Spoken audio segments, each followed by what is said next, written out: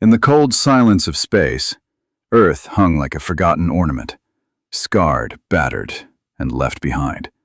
They called it a verdict of peace, a necessary sanction. But to Captain Adrian Voss, commander of the Archangel, it was nothing short of exile, pure and brutal. The Galactic Council dressed it up in ceremonial speeches, diplomatic condolences, and artificial regret. But at the end of the day, they had shoved an entire species out of the galactic core and slammed the door behind them. Adrian still remembered the moment it happened, the day humanity's access to the hyperlink corridors was revoked. One by one, the jump gates around Earth blinked red, then black. No ships in, no ships out. Trade halted, aid cut. The ambassadors never returned. Even the synthetics, once the Council's beloved neutral emissaries, shut down their relays and left Earth's orbit. Earth was alone. The reason? An incident on Cygnus 9, a mining colony co-managed by humans and Threxian laborers. A brawl turned deadly. A Threxian noble's son impaled on a human exosuit. An accident, Voss had read in the logs. But no one cared. That one death unraveled everything. The Council held trials that mocked justice. Humanity's representatives were silenced, dismissed, voted down at every turn. And then came the final verdict. Indefinite suspension from the galactic network. Earth was reclassified. Isolated origin species. To them, humanity was a threat, a problem, a virus to be contained. But they forgot one thing. Humans don't die quietly. The Archangel was born in that silence, an interstellar war cruiser held together by desperation and fury. No Earth government sanctioned it. Those had collapsed in the chaos that followed. It was built from wreckage, raised by rogue physicists, deserter admirals, outlaw engineers, and exiled scientists. A Frankenstein of plasma, steel, and vengeance. Captain Voss stood at the forward observation deck, staring into the void. His face was weathered beyond his 38 years. A scar ran from temple to jaw, souvenir from the New Geneva riots during the food wars. He wore no uniform, just black fatigues and a heavy coat lined with shielding mesh. Out here, there were no dress codes, only survival. Behind him, the ship pulsed with life. Half the crew were trained officers. The rest, mercs, ex-cons, or people who had lost everything. A ship of orphans and outcasts. Yet it moved like a beast, unyielding and hungry. The comms crackled. "Captain, scan complete. Sector 8 Gamma. Derelict Threxian freighter found. Looks ripe." Voss didn't smile, but his voice tightened, sharp as cold steel. "Send boarding teams. Take everything. Leave a message." What kind of files? Proof of what they did to Earth, to defectors, colonies, executions, biological tests, forced starvation protocols. Kale's jaw tightened. Then that's our next target, echoes of Epsilon. If we leak this, the galaxy might finally see them for what they are. Captain Rourke stared at the screen. Coordinates? Voss nodded. Uploaded, but it won't be easy. Epsilon is locked down under protocol wards. No ships, no orbiting. One way in, through their internal transport network. "We'll need someone on the inside," Rourke muttered, then paused. "I know a man, former council tech. He owed me once. Might still be breathing." Voss grunted. "Then find him, fast, before they bury that archive in a sun." Back aboard Archangel, Rourke convened a private meeting with his core crew. Voss, the hardened tactician Ray, a silent former weapons designer once betrayed by the Council. Cassian, a pilot turned rogue after losing everything to Council seizures. He laid out the mission. No one flinched. But Cassian leaned forward. "You sure this archive is worth it, Captain? We've done more damage with fire than we ever could with secrets." Rourke didn't blink. "Secrets built this galaxy, Cass. The Council doesn't rule through strength, they rule through silence. Break that silence, and we break their grip. Ray added quietly, "The galaxy's on edge. Most don't care about humans, but they do care about justice. If we show them how deep the rot goes, we won't be fighting alone." Cassian cracked his knuckles. "Then let's go digging." Tracking down the traitor, Jirian Voss, took 3 days. He was rotting in a mining colony on Ton 8, drinking himself toward death, hiding under a false name and a spinal brace. Rourke found him slumped in a bar full of broken men. "You should have killed me last time," Jirian hissed. "You should have died with dignity," Rourke replied. But he wasn't offering mercy. Never mercy. Just one last job. And a promise. Help them infiltrate Archive Epsilon, and whatever they found would make Jirian untouchable, even if the Council survived. "You really believe the truth matters?" Jirian asked, coughing. Rourke met his eyes. "No, but fear does, and the truth is the only thing left that still scares them." As Archangel prepared for jump, Rourke stood in the observation bay, watching the stars. He felt it, something shifting. Not just in him, in the crew, in the galaxy. They weren't just fighting to survive anymore. They were building a legacy, one scar at a time. The sky above Station Epsilon looked like oil, dark, slow-moving, ready to ignite. Inside a stolen Council med transport, Rourke clenched his Food stations shut down, drones patrolling, colonists starving. Rourke turned away, fists trembling. Another file loaded. A council boardroom, discussion. Cold, calculated. And it was only the beginning. "We can't risk another uprising like Earth," one of them muttered. "The humans are dangerous when cornered. Best to fragment their systems, keep their leaders in exile, make sure they fight each other instead of us." Another nodded. "And if they survive?" The first one laughed.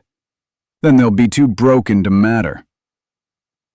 Commander Kalen's voice was low. "Upload everything.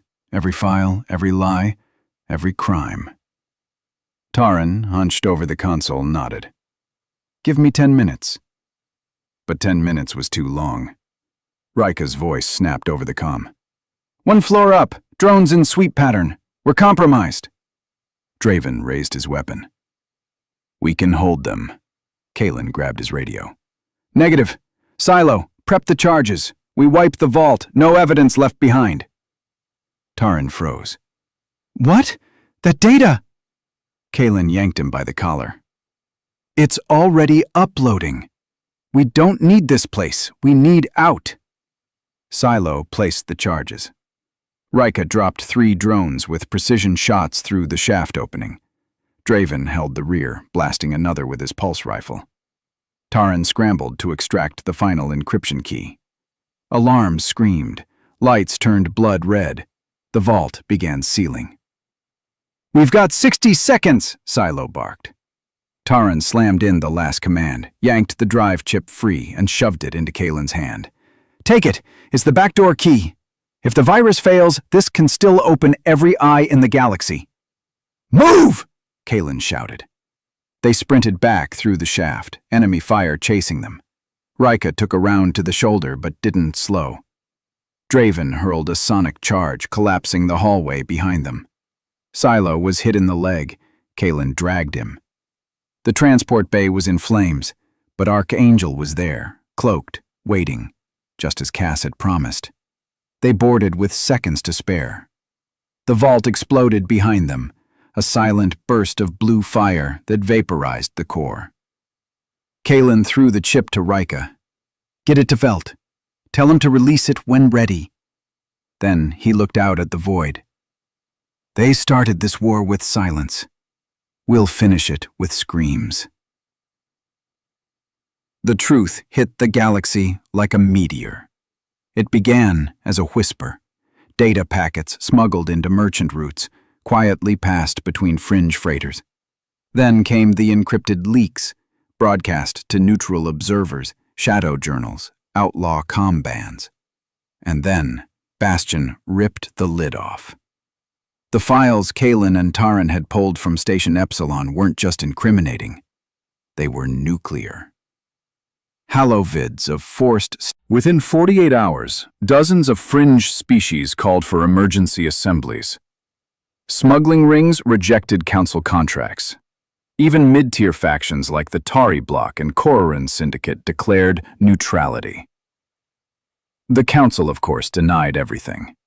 They blamed radical human agitators, claimed the data was fabricated, deepfakes, propaganda. But no one believed them. Not after the documents showed verified file integrity stamps, council-grade encryption, things their own systems couldn't fake. Kalen stood, watching chaos erupt across the galaxy. The main screen flickered through feeds. Riots in diplomatic zones, council ships blockaded, their envoys chased from neutral planets. This was what they fought for. But Kalen didn't smile. The fire was spreading too fast. Rika stood beside him, arms crossed. Her wound was healing, but the scar on her cheek gave her a colder edge. "They're cracking," she said. "But so are we." He glanced at her. "Explain?" She handed him a data slate. Bastion's eastern cell just went dark. Velt says they were ambushed. Someone tipped the council. Kalen's eyes narrowed. "Saboteurs? Traitors?" Rika's tone was grim. "They're panicking, Kalen. Some of our allies want to hit another target. Others want to negotiate." "We don't negotiate," he snapped. Rika didn't flinch. "Then we may be alone soon." Kalen turned back to the screen. "So be it." The meeting with Velt took place in a dugout base on a cratered moon, shielded from orbital scans by dense alloys and solar storms. Velt looked thinner, harder. Leadership was corroding him. "We lost 3 supply freighters last week," he said, voice gruff. "Council patrols have new stealth tech. We don't see them coming." Kalen nodded. "We need outposts, places they can't touch." Velt shook his head. "That takes time. Trust. And right now, trust is bleeding out, even among our own." Kalen leaned forward. "There's more." Velt sighed. "There always is." Kalen placed the drive, Taran's backdoor key, on the table. "This gets us into their military traffic, surveillance grids, economic choke points. We hit their arteries next." Velt stared at it. "You're escalating this into full war." "They declared war when they starved our colonies," Kalen replied. Velt didn't argue. But then he said something that knocked the breath out of Kalen. "Taran's dead." Kalen blinked. "What?" "They found his body near Tun. Throat slit. Dumped in a freight tube." Kalen's stomach turned. Taran had been stubborn, cowardly at times, but now it was about survival. Every new face was suspect. Every ship that docked was scanned twice. Even Captain Merrick had started sleeping with one eye open. "This ain't a revolution anymore," old engineer Silo muttered one night in the mess hall, sipping synthetic whiskey. "This is survival dressed up in fancy words. And survival? It turns good men into monsters." Commander Kale overheard him but didn't respond, because deep down he knew Silo was right. They weren't building a future. They were tearing the old one down and praying something better would rise from the ashes. Then came the message. Broadcast wideband. Uncoded. Bold. "This is Council Admiral Thalos Varel speaking on behalf of the Galactic Preservation Authority. Effective immediately, any vessel aiding or abetting human insurgents will be designated hostile. Your outposts will be neutralized, your leaders captured. There will be no mercy. And to the human vessel Ashen Light, you have 72 hours to surrender your commander Kale Roran. If you do not, your world dies screaming." Rhea slammed her fist onto the console. "They're going after Earth." Kale stood silent, his expression unreadable. Malric cursed under his breath. "We left Earth to survive. Now they want to finish the job." Kale gave a slow nod. "Then we stopped them." He turned to Rhea. "Get me visuals on their fleet. I want every route, every backup relay, every jump gate mapped." Rhea hesitated. "You're not going back to Earth, are you?" Kale looked her dead in the eyes. "I never left. The battle for Earth was never going to be fair." Within 48 hours, dozens of fringe species called emergency assemblies, smuggling syndicates refused council contracts. Even two mid-tier powers, the Terran Accord and the Corvell Syndicate, publicly denounced the council and declared neutrality. The council, of course, denied everything. They blamed radical human agitators, claimed the data was fabricated, said it was deepfake tech, but no one believed them. Not after the leaked documents showed file integrity stamps, official council encryption codes that even their own systems couldn't fake. Kale stood on the Ashen Lights Bridge, watching the chaos unfold. The main screen was filled with galaxy-wide news feeds, riots in diplomatic sectors, collapsing blockades, council envoys being chased off neutral planets. It was everything they'd fought for. But Kale didn't smile, because the fire was spreading too fast. Rhea stood beside him, arms crossed. Her wound still healing, the scar on her face giving her a colder edge. "They're cracking," she said. "But so are we." Kale glanced at her. "Explain." She handed him a data slate. "Bastion's eastern cell just went dark.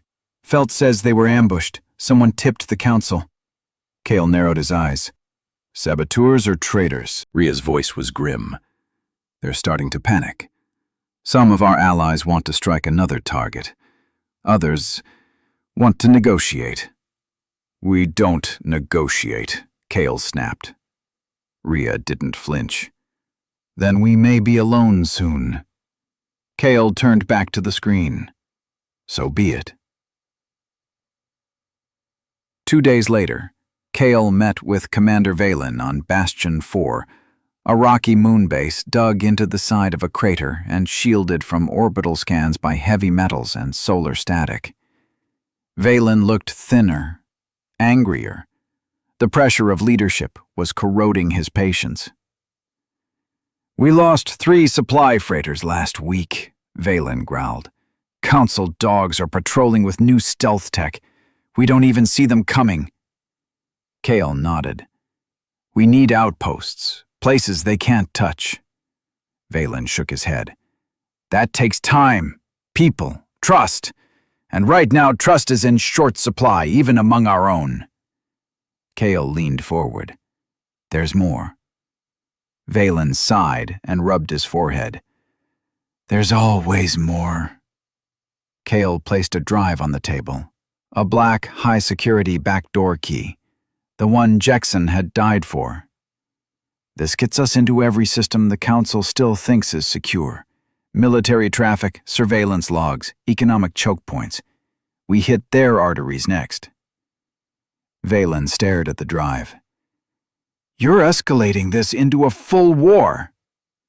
"They declared war when they starved our colonies," Kale said coldly. Valen didn't argue, but he added something that hit harder than Kale expected. "Jackson's dead." Kale blinked. "What?" "They found his body yesterday. Throat cut, dumped in a freight tube near Tin." Kale's stomach churned. Jackson had been a traitor, a coward, a bastard. But he hadn't deserved that, not after what he'd done for them. "I want to know who did it," Kale said, voice sharp as steel. Valen shook his head. "So do I, but right now we've got bigger problems. Someone's bleeding us from the inside." Back aboard the Archangel, the mood was tense. The crew felt the shift. The early days of vengeance had given way to paranoia and fatigue. Every new face was suspect. Every ship that docked was scanned twice. Even Commander Merrick Voss had started sleeping with one eye open. Silo, the old engineer, said it best one night in the mess hall. "This ain't a revolution anymore," he muttered, sipping synthetic whiskey. "This is survival dressed up in fancy words. And survival turns good men into monsters." Commander Kalen Dre overheard it, but didn't respond. Because deep down he knew Silo was right. They weren't building a future. They were tearing the old world down and praying something better rose. And to the human vessel Archangel, you have 72 hours to surrender your commander, Kalen Dre. If you do not, your world dies screaming. Rhea Tanis slammed her fist against the console. "They're going after Earth!" Kalen stood in silence, face unreadable. Merrick cursed under his breath. "We left Earth to survive. Now they want to finish the job." Kalen nodded slowly. "Then we stop them." He turned to Rhea. "Get me eyes on their fleet. I want every route, every backup system, every jump gate." She hesitated. "You're not going back to Earth, are you?" Kalen looked her dead in the eyes. "I never left." The battle for Earth was never going to be fair. The Council's Black Fleet was already en route. 12 Dreadnought-class carriers equipped with orbital shatter cannons and high-atmo bombers. Their plan wasn't occupation. It was erasure. But Kalen had other plans. He reached out. Every surviving human ship, every exiled fleet, every outpost. He called in every favor, every debt, every ounce of loyalty forged in blood. And they answered. Within a day, over 40 ships rallied. Frigates, corvettes, even old mining haulers retrofitted with plasma cores and railguns. Not a proper fleet, but enough. Enough to make history. They set course for Earth, engines burning white-hot through the void. Kalen stood on the bridge, watching his homeworld grow larger on the screen. The blue was faded, the green withered, but it was still Earth, still home. He reached for the comms. "To every soul still standing," he began, voice steady and sharp with fire. "We were exiled, starved, broken, but we're still here. We're not fighting for revenge anymore. We're fighting for what comes next." He paused. "Let them come. Let them bring their fleets, their laws, their false gods. We're not afraid of the dark anymore." He turned to Merrick. "Prepare for impact, because no matter what happens next, win or lose, the galaxy will never forget what humanity did when it was pushed too far." The stars above Earth were no longer still. From orbit, the constellations blurred, dozens of ships carving trails of light, exhaust, and fury into the void.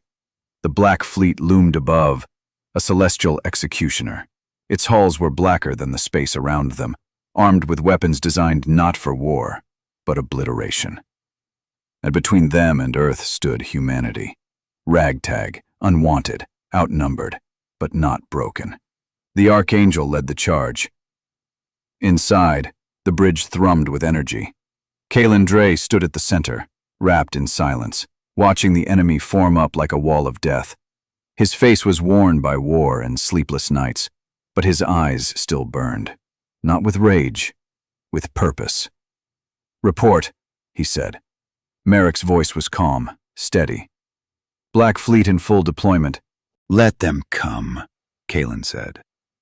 Rhea called from her station. "Human fleets moving into formation. 3 sectors in full sync. Bastion reinforcements arriving in 5. Kalen nodded. "Tell them to hold the flanks. We cut straight through." Her brow furrowed.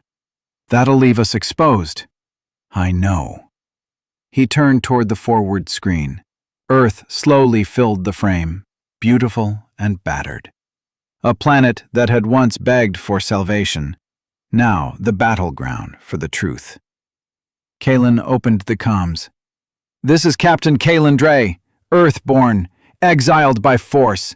Today we take back what they tried to bury. This is not about hate. This is about memory. We remember who we are. We remember what they did. And we are done running." He closed the comm, then said quietly, "Fire all forward weapons." The Archangel surged ahead like a wounded predator.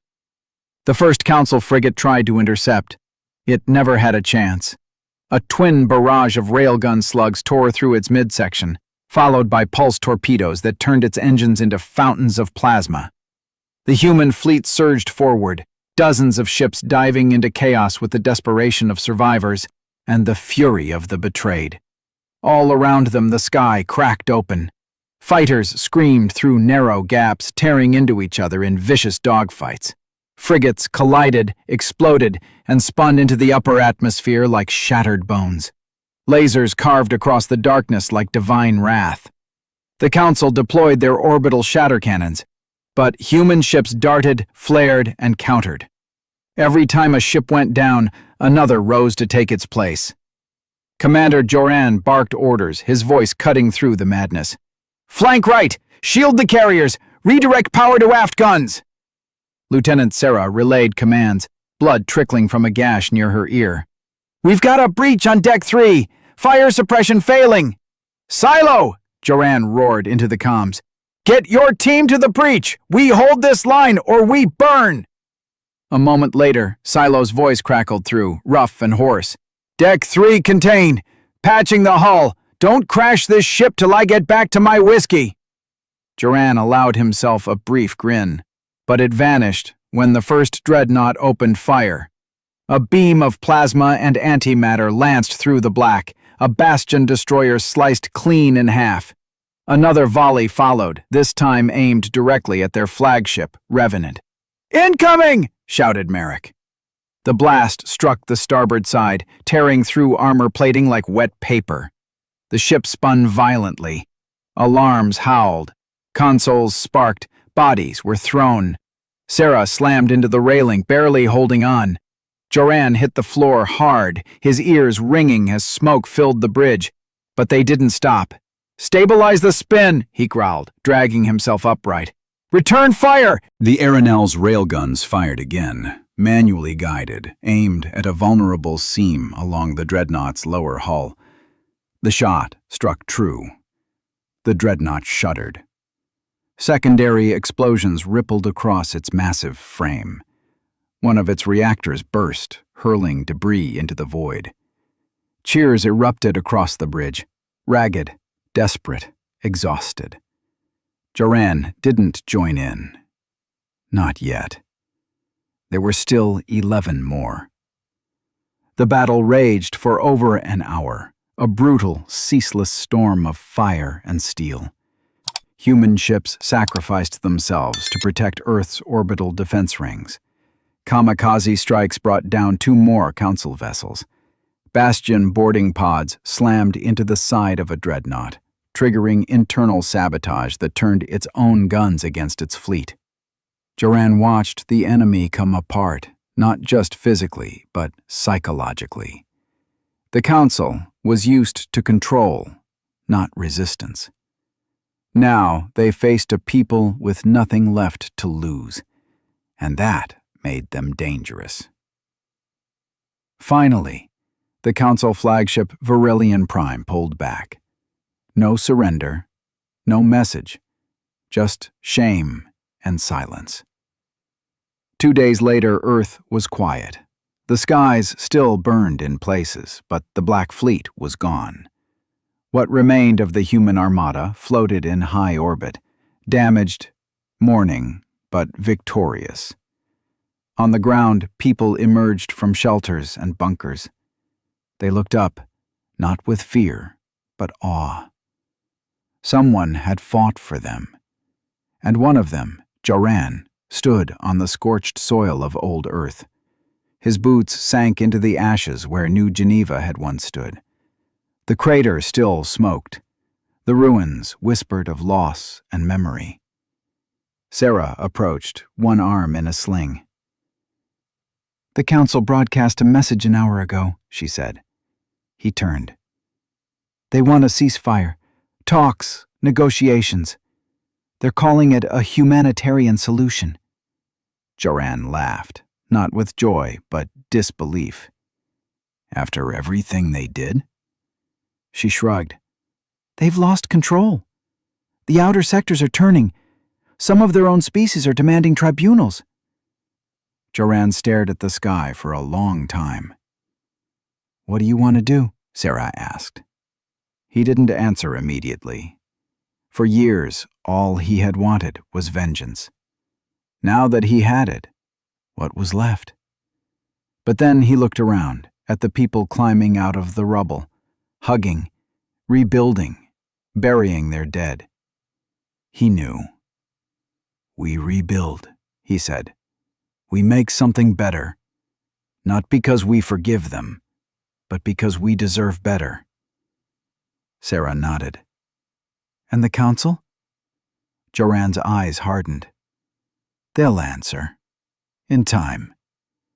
The galaxy's awake now, and They reverse-engineered stolen tech, built new gates with black market parts. They forged alliances with fringe species, those labeled primitive, volatile, or unreliable. And humanity began to spread again, not through diplomacy, but through power. Calculated raids, ruthless ambushes, offers no one could refuse. "Let us dock, or we burn your moons." That was the new diplomacy. Voss didn't care for peace anymore. Peace got them stabbed in the back. Now, he cared about one thing: making sure the stars knew humanity was not dead, only waiting. And they were done waiting. The Archangel turned its engines toward the Mara cluster. Their next target? A Council-backed fuel depot, CXS-7, orbiting a plasma-rich asteroid belt. Voss's thoughts drifted to the tribunal, the smug faces of the council members who banished his people with a smile and a lie. One day, he thought, we'll return. Not to beg, not to explain, to conquer. He turned from the viewport. "Set course," he said. "Next target, fuel depot. Make it loud." Because if they wouldn't listen to reason, they would learn to fear the sound of vengeance, carried on human engines screaming through the stars. The silence before the strike was always the worst part. Voss sat in the command chair, fingers drumming against the cold steel armrest as the Archangel cruised under full cloak toward the depot. CXS-7 wasn't well defended, just a contract-run station guarded by 3 outdated frigates. The Council didn't consider it important. That was their first mistake. "Status?" Voss asked. Lieutenant Marek, his weapons officer, didn't look up. "Cloak's holding at 98%. No sensors triggered, no distress signals. They're in the dark." He paused. "Boarding crews ready, Alpha and Bravo squads, 40 heads total. They want this one bad." "Let them have it," Voss said. "No prisoners, no warnings." There was no applause, no speeches, just the shared silence of justice being delivered. Voss closed his eyes. Behind him, Earth still smoldered, not from fire, but decay. Half the planet was unlivable, food rationed with bullets. Nations turned cannibal when the Council cut supply chains. And the Council? They called it natural selection. Said Earth failed to meet the moral standard for reintegration, as if humanity were a lab experiment gone wrong. But Earth didn't die. It adapted. "Jump pods ready," Marek said. The Archangel tilted slightly as its undercarriage opened. Twin pods, each packed with 20 warriors, dropped like silent sharks into the dark. 30 seconds to impact. Voss stood, watching through the viewport as the boss's eyes locked on a single feed. A Velari overseer, 4 eyes, glimmering with fear, curled behind a console, begging into a comms unit that wasn't connected. Voss switched off the feed. 10 minutes later, Marek's voice came in. "It's done. All ours. Fuel cells intact. Station secured." "Any resistance?" Voss asked. "A few. Security bots, civilians, mixed species families. No survivors." Voss nodded slowly. "They made the rules. We just follow them." Marek's face paled. He walked away, helmet under one arm, blood trailing down his cheek.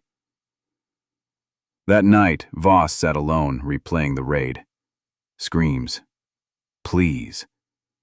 A small, rat-like child crawling over a dead body, reaching for a medkit. He watched it twice. "You don't get to look away," he whispered. "Not if you're the one giving the orders."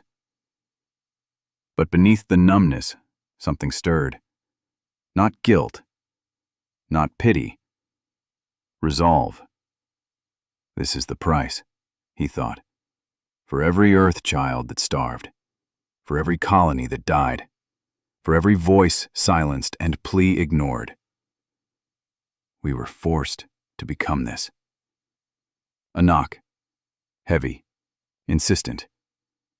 The door slid open. Commander Rhea Quinn, wiry and cold-eyed, stepped inside. "We've intercepted Council chatter," she said.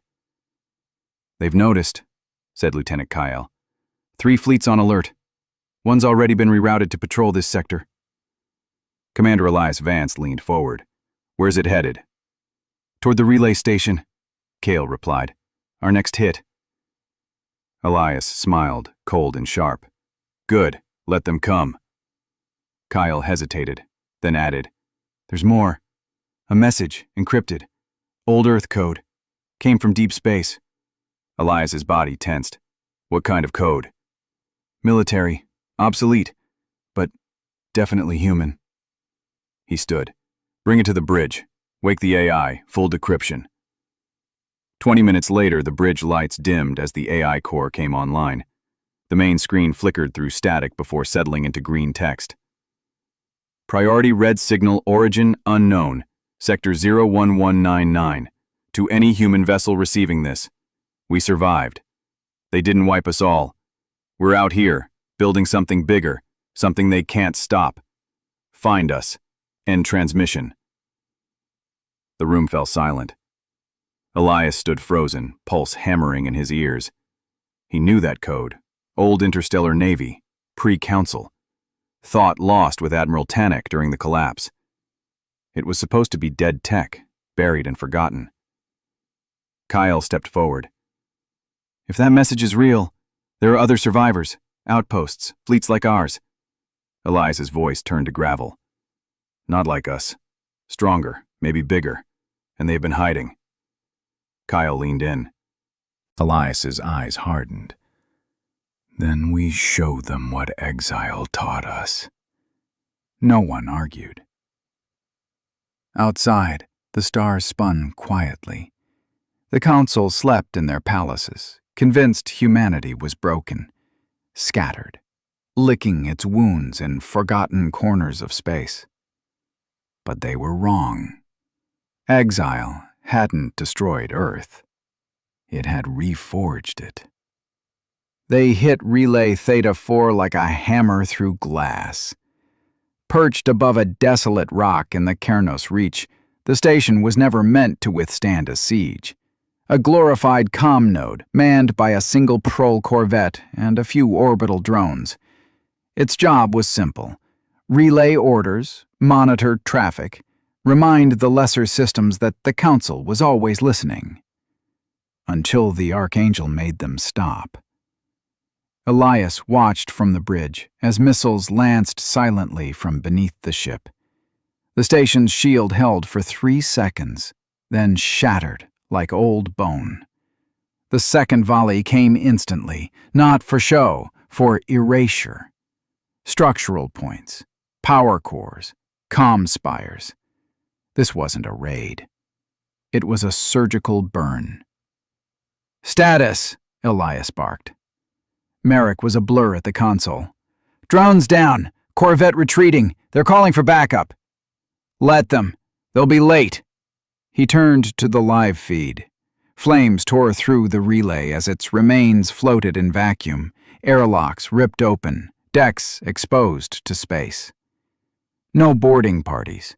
No marks left behind. A total blackout. A message. Someone out there still had teeth. And they weren't after justice. They wanted blood. Good. As the final chunk of the station flared white hot, Elias turned to Cale. "Jump drive status? Charged, holding. Then jump. Full burn to sector 01199X. There was a pause. Merrick glanced up. We've never been that far out. Fringe territory, past the rim, no nav charts, no friendly routes. Elias fixed him with a stare that cut through doubt. We weren't invited to this galaxy. We don't need permission to explore it. With a hum that vibrated the hull, the Archangel vanished into the dark. The jump lasted 17 minutes. Not long in real space, but in jump space, time twisted. Stars warped like light through water. Men had gone mad staring out the windows during jumps. Elias had them sealed. No one needed more ghosts. They dropped out. The galaxy looked different. Sector 01199X was a graveyard. No beacons, no patrols, no signs of civilization. Just scattered debris fields, radiation belts, and a dying sun coughing its last on the edge of collapse. Around it, smaller ships floated, sleek, armed, silent. 10, maybe 12. They formed a perimeter, bristling with firepower. The sensors flickered, cloaking interference. Then came the transmission. Not public, direct, into their encrypted stream. Identify yourselves or be fired upon. You've entered restricted territory. Elias stepped forward. This is Captain Elias Vance of the warship Archangel, origin Earth. Exiled by Council Order 44 Kappa. We received your signal. A long pause. Then the voice returned, calmer, older, like gravel under iron. Welcome to Bastion. We've been waiting. Docking took 30 tense minutes. Trust was rare this far from home. As Captain Elias Brandt stepped onto the landing platform, he was met by a man built like an armored tank, scarred, grizzled, and heavy with years. Deep lines marked his face, and his eyes had seen more death than time itself. The insignia on his chest wasn't regulation. It was homemade, a phoenix rising over a shattered world. Commander Thorne Kessick, the man said, extending a gloved hand, or what's left of him. First Fleet, before the collapse.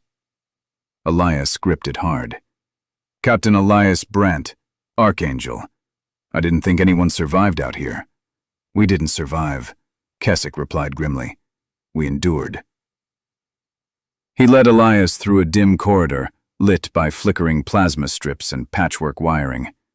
Soldiers passed them in silence, haunted eyes, outdated gear, boots worn thin. The air stank of oil and sterilizer. This wasn't a haven. It was a fortress, carved from exile and madness. They reached a chamber where a projection of the galaxy hovered in the center. Red marked Council territory. Green, fringe systems. Blue, an intricate web of hidden paths snaking from this moon outward. You've been building, Elias said. For 23 years, Kessick nodded. We saw what the Council was becoming long before Earth got the boot. We went dark, faked our destruction, hid our ships, started recruiting from the wreckage. Elias studied the map again. And now? Kessick's voice hardened. Now we've got a fleet. Not enough to win, not yet, but enough to hurt them. Badly. He turned toward Elias. Your relay strike? It lit up every Council sensor in 3 sectors. They're scrambling. That was risky, Elias said, stepping closer. Everything we do is risky. They cut us off, left us to rot. Earth's a husk. I'm not spending the rest of my life scavenging in the dark. He paused. We're taking something back. He studied suicide missions had bought them blueprints. Every ship was rebuilt from scrap. Their engineers weren't scientists. They were artists of desperation. "We call ourselves Bastion," Keswick explained. "The last stronghold of free humanity." "Are there others?" Elias asked. "Some, scattered, hidden. A few went feral. Some sold out. You'll find slavers who still speak Earth tongue. Mercenaries wearing our colors working for credits. But us, we fight for Earth." Elias stared at the map, at data feeds showing Council war factories, training worlds, patrol zones. "Then give me a target." Keswick grinned. "That's the spirit." The mission was called Operation Cinderfall. Target: Valus Prime. Council designation. Not critical, not fortified, but symbolic. It supplied weapons to 3 major Council fleets, including those hunting human exiles. And more importantly, it was thought to be impenetrable. Until now. Bastion had the access codes. Archangel had the firepower. Together, they had a chance. Captain Elias Brandt stood once more on his bridge, watching as a small fleet assembled behind him. Not hundreds of ships, not yet, but dozens, silent, deadly, forged from betrayal, fueled by fury. "This isn't about survival anymore," he told his crew, his voice sharp and steady. "This is about the future. They tried to erase us. Now, we write the next chapter in blood." Lights dimmed. Engines roared. And humanity, exiled, broken, enraged, prepared to strike back. The night before the assault on Valus Prime, Elias didn't sleep. Sleep was a luxury, and he no longer believed in luxuries. Archangel was docked to a covert Bastion cruiser, orbiting just beyond Council sensors, less than 12 hours from a full planetary siege. He paced the dark bridge. Boots echoed against steel. The only light came from the glowing red war map. Valus Prime. 3 munitions factories buried under polar ice. Orbital cannon systems. Supply convoys moving every 6 hours. Like blood through arteries. This wasn't just a depot. It was a machine of war. "Captain." He turned. Lieutenant Sarah Knox stood in the doorway. No tactical vest tonight. Just a black combat harness over a plain shirt. Her face was half lit by the map glow. Her expression unreadable. "You ready?" he asked. "Barely." She shrugged. "Been through worse." Elias smirked. "Have you?" "No," she admitted. "But I'm getting used to the taste of suicide." He walked to the viewport, staring into the void. "Commence Operation Cinderfall." Engines screamed. The fleet broke cover like phantoms rising from the void. Within minutes, Valus Prime's alarms lit up. Too late. Their orbital satellites meant to detect intruders had been sabotaged days earlier. Skirmishes erupted within 60 seconds. "Engaging defense platforms!" shouted Merrick, the weapons officer. "Multiple AI responses. 1, maybe 2 autofleets coming online." "Let them come," Elias growled. "We're not leaving." Missiles tore toward them, hundreds, fast, smart, ECM resistant. But Archangel wasn't built to dodge, she was built to survive. Her hull, reinforced with alien alloys. Her AI, trained not for defense, but prediction. "Interceptors, now!" Elias snapped. Flak cannons fired in rhythmic bursts. Explosions dotted the void. Hundreds of missiles shredded mid-air. The few that broke through glanced off armor, leaving fire streaks but no breaches. "Railgun online!" Merrick confirmed. Elias didn't hesitate. "Target the supply artery! Bring it down!" The railgun roared, a deep metallic scream, as a tungsten slug shot from its cradle and tore into atmosphere. The impact lit the pole like a newborn sun. "That's going to take years to rebuild," Knox whistled. Elias didn't look away. "Good," he said coldly. "Let them feel every second of it." Meanwhile, on the ground, Bastion's drop teams made landfall. The operation was raw, brutal, and costly.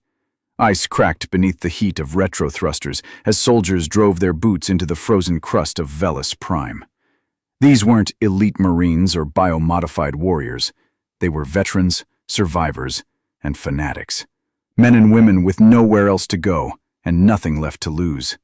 Their objectives were simple: breach the 3 facilities, destroy the fabrication cores, and leave behind a calling card.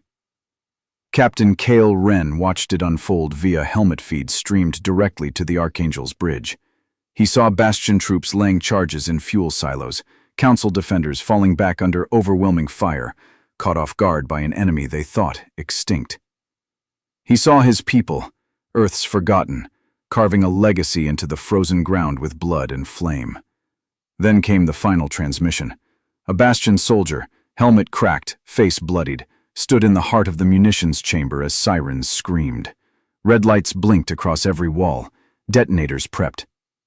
"This is for New Geneva, for Riyadh, for Mexico Sector 9, for the children they let starve. We were exiled. We adapted. We endured. And now," he smiled, "now we end you." He triggered the detonators. The entire northern facility erupted in a surge of white fire. The explosion ripped through Velis Prime's atmosphere like a tear in fabric. The Council fleet arrived 40 minutes too late. The fleet didn't flee in panic. They vanished with precision, scattering in all directions, confusing enemy sensors, and using hidden routes that didn't exist on any standard Council chart. Archangel went dark the moment it exited the battle zone. A covert jump gate installed years earlier by Bastion engineers on the system's far edge served as their exit route. Back aboard, Cale sat in silence as the ship cruised into safe space. The crew was exhausted, wounded, but not defeated. The battle replayed in his mind. Not the explosions, not the victory, but the faces. The ones who didn't make it back. The ones who believed in something more than survival. He turned to Commander Velt, who leaned heavily on his station, one arm wrapped in a blood-stained bandage. "Casualties?" Cale asked. 57 confirmed dead, 38 wounded. Bastion lost over 100. Cale nodded slowly.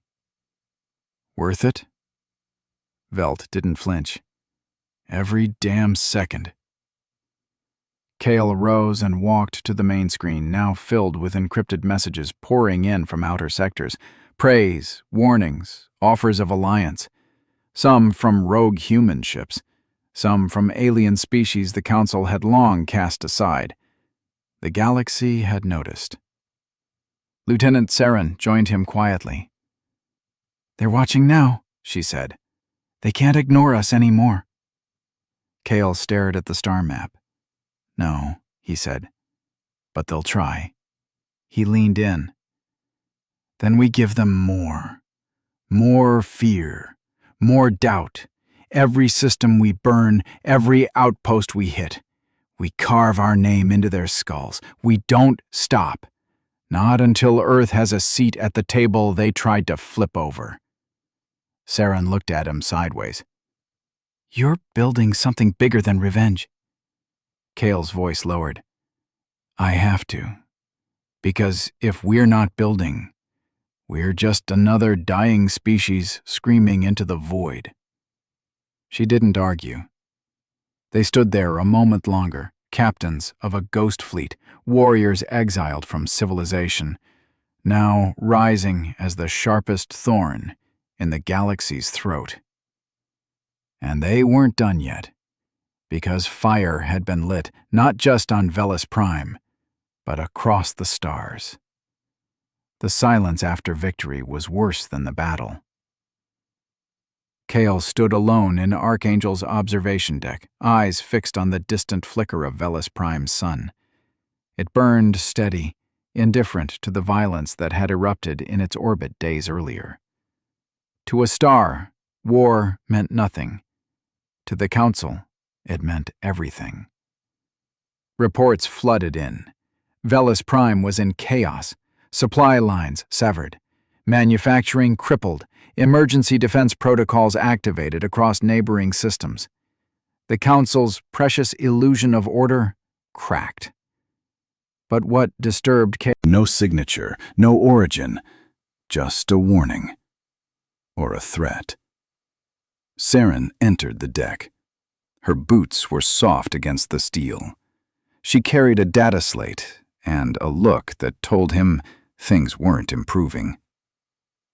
Council issued a decree, she said flatly. Humanity is now officially classified as a rogue threat species. Kale didn't react. They're using the Velis attack to justify deploying their black fleets. That made him turn. Black fleets? Those are myths. Not anymore. Bastion confirmed sightings near Sarian's Reach. Heavily cloaked. No insignias, no distress channels. Just weapons. Kale exhaled slowly. So, they're done pretending we don't exist. They want to erase us before others start believing in us. Kale turned back to the stars. Then we hit them again. Saren hesitated. We need to think this through. We're not just fighting warships anymore. We're fighting a system. One mistake and they'll call for extermination. Let them, Kale growled. They already tried.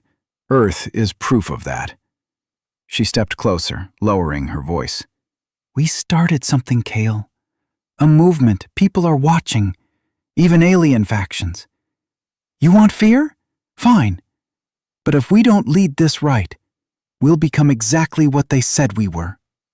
He looked at her, and for the first time in days, something flickered in his eyes. Not doubt, but memory.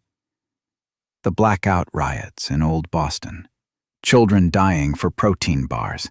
Mothers selling everything for off-world visas that never came. That was the world the Council left behind. You think I want this? He asked, voice rough. You think I enjoy burning planets? Sending people to die? I was an engineer, Saren. I wanted to build things. But the Council gave us no choice. They slammed the door and called it justice. If we don't fight, then everything we've done was for nothing. She said nothing. There was nothing left to say. Later that cycle, Kale met Commander Velt in Bastion's encrypted comms chamber. The older man looked wearier. New scars marked his neck, faint burns that told stories Kale didn't ask about. Got your message, Kale said. What's the urgency? Velt brought up a star map. The Council's mobilizing in the Cinder Expanse. That's neutral territory. They're hunting us, all of us, not just humans. They've started purging fringe species. Anyone caught harboring humans gets blacklisted. Some sterilized. Kale's fists clenched. They're forcing neutrality out of everyone. Even the merchant clans are folding. Only a few are resisting. Kale's voice turned to steel.